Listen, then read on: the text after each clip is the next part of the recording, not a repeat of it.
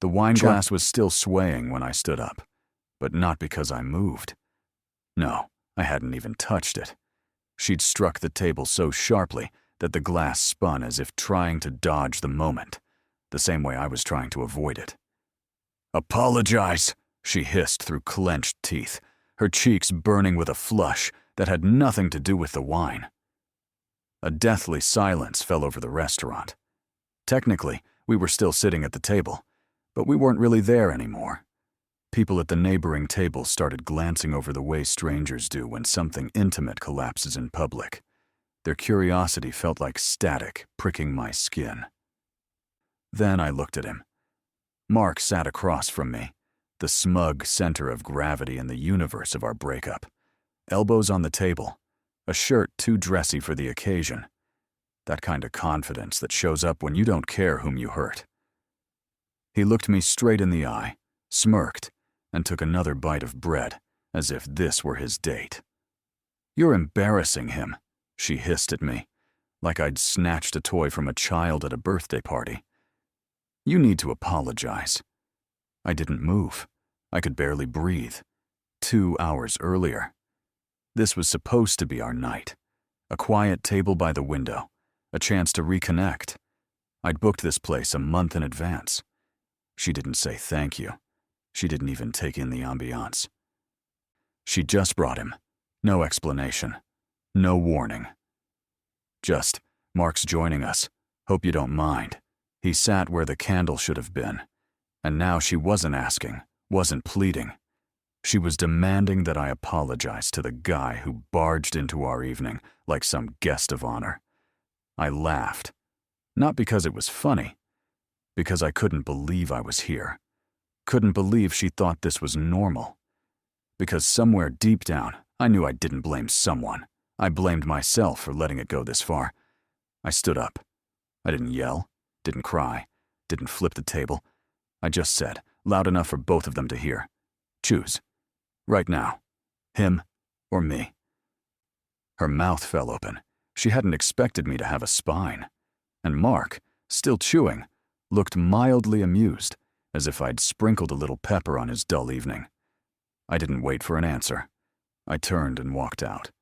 My heart was pounding. My hands were cold. And questions were screaming in my head. I didn't know where I was going. Only that I wasn't staying. And what happened after? Let's just say she made her choice. But she had no idea I already knew everything. She didn't know what I'd seen, or what I planned to do next.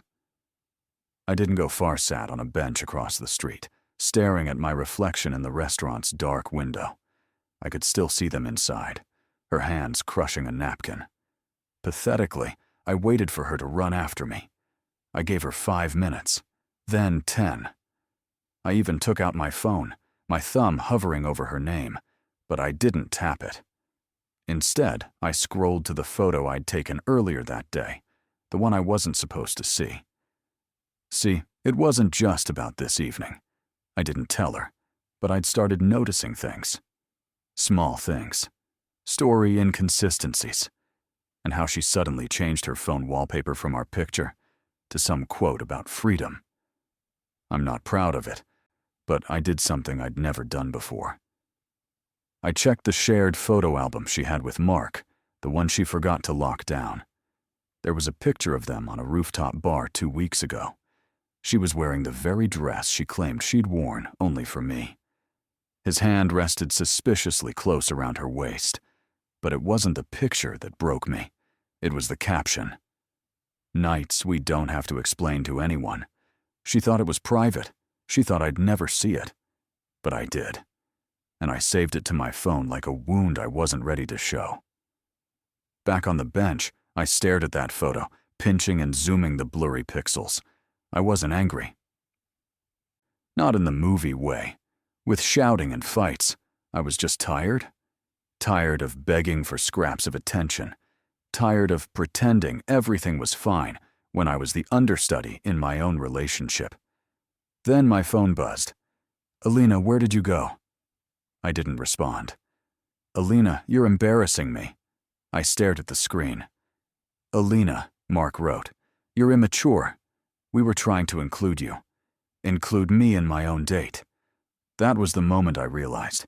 This wasn't about Mark. Not entirely. It was about her seeing me as someone who would never leave. However many boundaries she crossed, she thought I was too soft, too patient, too quiet. And maybe, up until then, she'd been right. So I texted her back. You made your choice. I'll pick up my things tomorrow. No drama, no pleading. I'm done trying to fix what's built on quicksand. Then I turned off my phone. I didn't sleep that night. I lay on a friend's couch, staring at the ceiling fan, throwing spinning shadows on the wall, replaying every moment I'd let this happen. Every time I told myself I was being dramatic. Every time I believed her when she said, "You're imagining things." But I wasn't. Not anymore. In the morning, when I showed up at her apartment, something happened that I did not expect. The door was already ajar, and Mark was standing in the doorway. I froze in the hall. Alina's apartment door wasn't wide open, but enough to see Mark was inside. Alone. Or so I thought. He leaned against the kitchen counter, ankles crossed, sipping from a mug that clearly wasn't his. A cartoon octopus, the mug Alina loved, the one she bought on the trip where she told me she wanted to build a future. He looked up and saw me, and smirked, not surprised, but as if he'd expected this. "Oh, hey," he said, setting the mug down. "Didn't think you'd come this early." I stepped in slowly, taking in the room. Alina wasn't in sight, but her bag lay on the couch. Her shoes, always kicked off by the door, were in their usual place. That meant she was here. Maybe in the shower, or worse, the bedroom. I tried to keep my voice even. "Where is she?" Mark shrugged. "Said she needed to be alone. She's been crying all morning. You really put on a show last night." I almost laughed. I put on a show? I stared at this guy, this uninvited parasite, who'd been circling our relationship for years like a vulture, and wondered how I'd let this go on so long. "I'm here for my things," I said. He didn't move, just sipped his coffee. "You sure that's what you want?" That was when something frightening clicked. He wasn't there for emotional support. He hadn't crashed on the couch after a fight. He was comfortable here, like he lived there, and I was the intruder.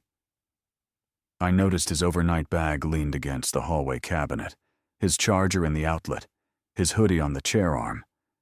How long had he been staying? Before I could answer, Alina appeared down the hall behind him. She was wearing one of his shirts, not mine, and flinched when she saw me. Her eyes were red. Her lips chapped like she'd been crying and hadn't finished. "Dennis," she began, moving toward me. I raised a hand. "Don't." Her mouth opened, but no words came. She looked like she was searching for the right phrasing, the right angle to sell it. But whatever script she'd rehearsed collapsed the second our eyes met. "I'm here for my things," I repeated, louder, steadier. Mark looked at her, then at me. "No need to be dramatic. We can all talk like adults." That was it. Something flipped inside me. Because I realized this wasn't just betrayal. It was arrogance. They hadn't expected consequences. They expected me to nod, comply, maybe even apologize for the inconvenience. I stepped forward slowly and deliberately, slid my hand into my coat pocket. They both watched me like I was about to pull a weapon. Instead, I took out an envelope. "Give this to her," I said to Mark, setting it on the counter without looking at him. "And don't worry, it's not a letter. Just the truth. The kind neither of you has looked at before." Then I turned to Alina. "You won't have to worry about me anymore. You chose him. I just hope he sticks around when he gets bored of you." I walked out before she could answer. Inside that envelope wasn't a farewell letter or a list of accusations, just a printed copy of that photo from their shared album with one line in red ink under it. "Nights we didn't have to explain to anyone." Until now. I thought it would end there. It didn't. Because 3 days later her sister called, and what she said made everything 10 times worse. I didn't take the first call. Alina's sister, Yana, had never meddled, the type to smile tightly at family dinners and scroll her phone when things got awkward. We'd never really talked outside holidays. So when her name flashed on my screen 3 days after I left, I stared at it, puzzled. She called 3 times, then 4. I almost declined, but something clicked. I answered. "Dennis," she said, breathless, like she'd been running or crying. "Are you okay?" I hesitated. "Yeah." "Why?" A pause on the other end, a rustle, a door closing softly. She'd stepped away. "I wasn't going to get involved," she said quickly. "But I saw what Alina posted this morning, and I had to call." I straightened. "What did she post?" "She deleted it an hour later, but I saw it. It was a photo of her and Mark in bed, not doing anything explicit but clearly naked under the covers. She captioned it, 'No more secrets. Just us.'" My stomach knotted. Yana went on. "She said she's finally living her truth. But Dennis, I'm not calling because of that. There's something else." I held my breath. "She's rewriting the whole story, telling people you were emotionally unstable, that you controlled everything, that you're the reason she and Mark got so close. Of course she was. She wasn't just moving on. She was erasing me and repainting the wreckage, making me the one who lit the fuse." My face burned. It wasn't enough that she left. I had to be small in the story she'd tell. But Yana wasn't done. She added something strange. "Last night she got drunk and told me Mark's been staying over for months. She said you knew and pretended not to, that you didn't care." I stood up, my heart hammered. "What? She thinks you always knew, that you didn't care enough to confront her, that you were too spineless to stop it."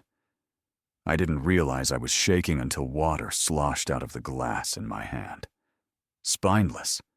That's what she thought of me. Maybe always had. I was filler. The backup plan you could quietly humiliate, slowly, and still expect him to forgive you every time. The worst part was that she wasn't entirely wrong. Deep down, for weeks, maybe months, I'd known and pretended not to, because I thought if I loved her hard enough, she'd stop hurting me. That night, I sat in my apartment with my laptop open, staring at her socials. She'd deleted the picture, like Yana said, but the damage was done. Friends left vague congratulations. Some tagged Mark with jokes that made me sick. No shame, no guilt, just celebration, as if I'd never existed. But that wasn't the end. Not for me. Because buried in the comments, I found a message from Mark's ex. Her name was Sophia, and her comment was simple. Funny how history repeats itself. I clicked her profile. My palms sweated.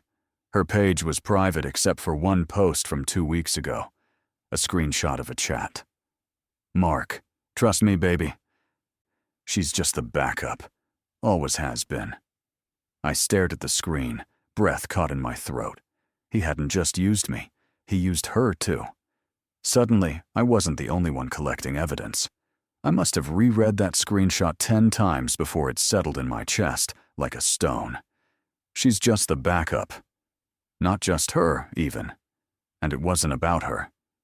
No, the pattern was colder, which meant Alina wasn't special to him either. She was a temporary replacement. The irony burned like ice on a burn. The same woman who treated me as disposable now stood where the woman she replaced had stood, and she didn't even know it. But I did. And now, I had a choice. Walk away and let her live in the illusion. Or do something. I didn't sleep that night. I wrote to Sophia. I didn't expect a reply. I just introduced myself and wrote, "I think we were both used. That's all." No accusations, no plan, just honesty. she replied 5 minutes later. First message, you have no idea. An hour later, we were on a video call, two strangers bound by the same mistake. She looked tired. Not physically tired in the way someone looks after being lied to so many times. They stop believing in anything. She told me Mark had a long pattern, that Alina was the third woman he'd rescued from a failing relationship, slowly isolating and manipulating her. He has a talent for making you feel like your current partner is the problem, she said. Then he worms his way in, says all the right things, builds this emotional bond, until something slips. By the time you realize who he is, you've already pushed everyone else away. I leaned back, stunned. She wasn't bitter. She spoke with the precision of someone who'd rehearsed these words in her head too many times. But the scariest part, she said, leaning closer, was that he never stays. Once the relationship becomes his, he gets bored. He needs the chase, not the person. I couldn't speak. Every puzzle piece slid into place. Alina hadn't just chosen someone else. She'd fallen into a trap, thinking she was writing a love story, not realizing she was only the third chapter in something much darker.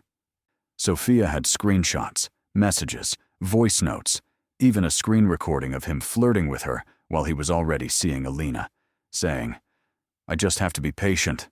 She's not ready to leave him yet." The date on that file was 2 weeks before the night Alina demanded I apologize. I didn't know what to feel. Rage? Vindication? Maybe just exhaustion. But I knew one thing. I wasn't going to stay silent. I thanked Sophia. I didn't ask her to get involved. She'd suffered enough. But what she did next, I'll never forget. She posted the video publicly and tagged Mark and Alina. Less than an hour later, messages started coming in. First from an unknown number. "You'd better get that taken down. It's defamation." Then from Alina, "I need to talk. Please. It's not what it looks like." I almost laughed. I ignored both. 2 days later, Alina showed up at my door, soaked to the bone, mascara streaked, hair wild like she'd run through a storm. And her first words weren't, "I'm sorry," or "You were right." She looked at me and whispered, "Why didn't you protect me from him?" And it hit me with crushing force. She still didn't get it. I stood in the doorway, looking at her. Wet, shaking, a living illustration of a story she no longer controlled. I didn't move. She shouldn't have been there. She shouldn't have come back. And certainly not with that question. "Why didn't you protect me from him?"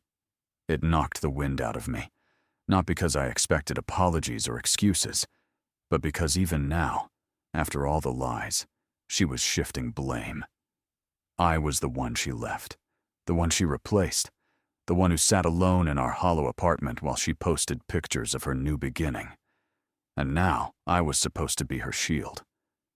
I stepped back in silence, mostly because rain was pouring behind her, and I didn't want the neighbors gawking.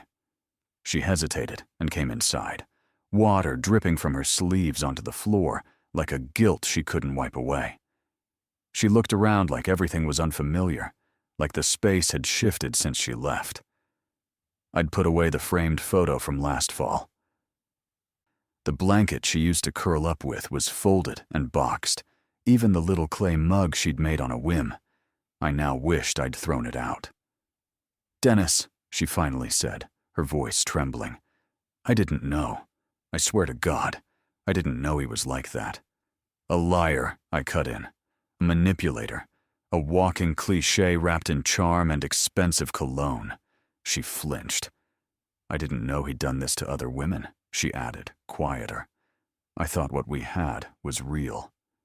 I almost laughed in her face, almost snapped. "I begged you," I said, my voice rising for the first time in months. "I begged you to see who he was. I tried to talk about boundaries. You called it control. I tried to explain what it felt like to keep stepping back. You said I was unsafe. I stood there watching you dismantle what we had and hand it to him on a silver platter. And now you want sympathy." She blinked rapidly, her lower lip trembling. "I made a mistake." "No, Alina," I said, sharper now, stepping closer. "You made choices, over and over. You let him wedge himself between us and watched him push me out with a smile. You didn't just fall into this. You chose him. You defended him. You told me to apologize to him. Do you remember that?" She didn't answer. She didn't need to. "I saw the video," I said more softly. "The one Sophia posted, where he called you the backup." Her shoulders sank. "I didn't know," she repeated, barely audible. "He said things that made me feel seen. I thought you didn't want me anymore. You stopped holding me. You stopped fighting." "I stopped," I said slowly, because I understood I'd already lost, because I was done bleeding. We stood in silence. She amid the ruins of what she'd thought was a triumph. Me amid the ruins of what I'd thought was love. "Why did you come, Alina?" I finally asked. She lifted her head, eyes filling. "Because I don't know who I am without you." Something in me broke. That I didn't know was still intact. She hadn't come back for me.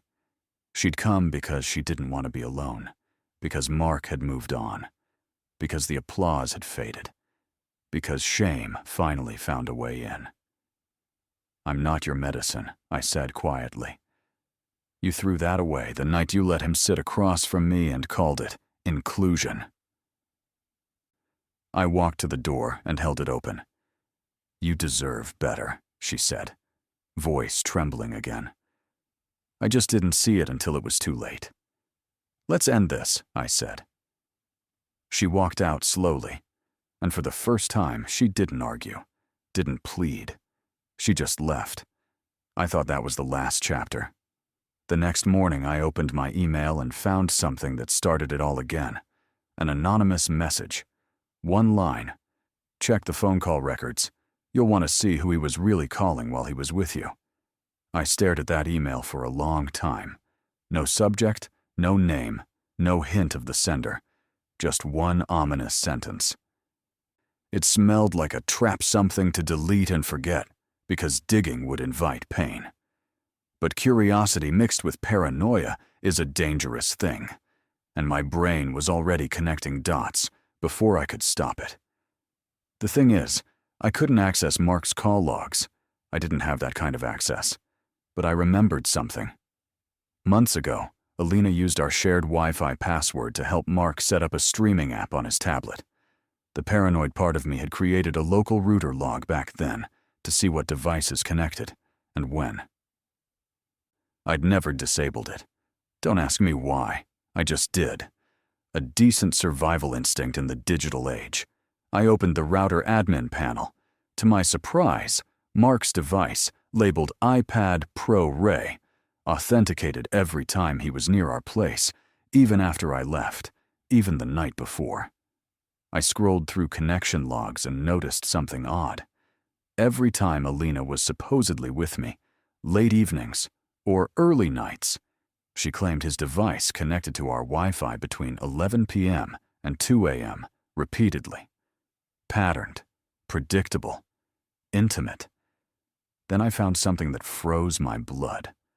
On one of those nights, specifically the weekend she said she was sick and canceled our plans. The logs showed outgoing hits to a third-party call forwarding app. I couldn't see numbers, but I recognized the service. It masks real calls across devices. It also stores voicemails, even deleted ones. That was my next step. Digging through old backups, folders I'd ignored in our shared cloud, I found an auto-synced audio file from 2 months ago. I nearly dropped my phone when I hit play. Mark's voice. "She's in the shower." No, she doesn't know I'm calling. She still thinks I'm distracting her. "I'll get the video, don't worry. Just make sure she never sees the transfer.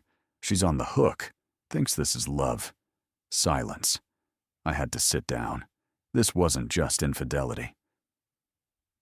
not just emotional manipulation. Mark was working with someone else. I didn't know who. I didn't know what video or money he meant. But this wasn't about love, not even lust. It was a scheme. I replayed the message, trying to pick out background details. Muffled household noise, maybe a TV in another room, nothing specific. Then I remembered Sophia. We hadn't spoken since she posted the video. I messaged her again, asking if she'd ever heard Mark mention anyone else. A third party. Something involving money. She called me immediately. "I was waiting for you to find that," she said without preamble. "You knew?" "I knew he was into something shady. Not how deep," she said. "But the day I left, he was on the phone with someone named Artyom. Don't know who, but he sounded scared like he owed him. My mind raced. Artyom. The name tugged at a memory. Then I had it. An old colleague of Alina's fired quietly. Something about misusing company funds. She'd told me once, joking, that he was the type who talks fast and disappears faster. Now it all clicked. Mark was helping Artyom run something dirty, and Alina had become a pawn. Or worse, an accomplice who didn't understand what she was in. I didn't want to save her, not anymore, but I couldn't look away. I gathered every file, screenshot, recording I had, copied them to a flash drive, and sent it to her office anonymously.